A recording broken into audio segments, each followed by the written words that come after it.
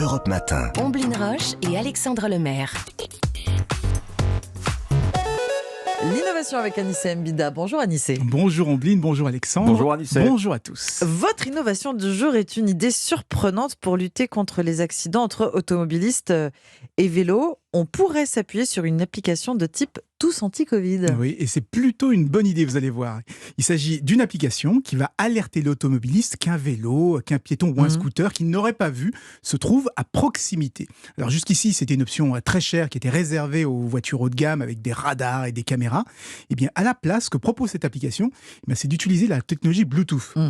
Et l'avantage, c'est qu'on la trouve déjà dans la plupart des voitures et surtout dans la totalité des téléphones que possèdent les piétons et les cyclistes.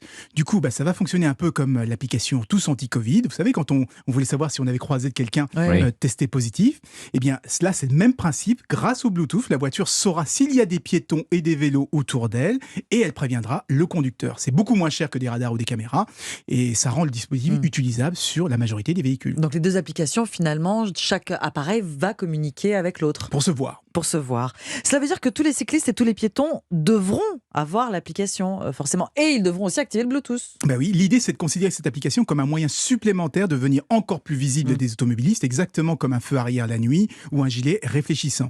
Et c'est important parce qu'il y a de plus en plus de 4x4, de plus en plus de SUV, les voitures sont de plus en plus grosses et en plus elles offrent souvent moins de visibilité, ce qui augmente les risques de masquer, de cacher un piéton ou un vélo. Mais vous avez raison, ça ne marchera que si tout le monde installe l'application. Alors vous parlez de risque, Anissé, on peut se dire que ça peut devenir aussi une nouvelle façon de nous suivre à la trace. Oui, c'est vrai, et c'est une des raisons de l'échec de l'application Tous Anti-Covid. On ne voulait pas être espionné, mais je me dis que ce système, qui est pour l'instant proposé uniquement par Ford, pourrait être standardisé, généralisé à tous les constructeurs, à tous les téléphones, avec des mécanismes qui garantissent l'anonymat. Alors, ça ne va pas empêcher d'un coup les accidents de vélo et de piétons, mais ça peut devenir un moyen bon marché d'alerter les conducteurs qui sont souvent un petit peu trop distraits.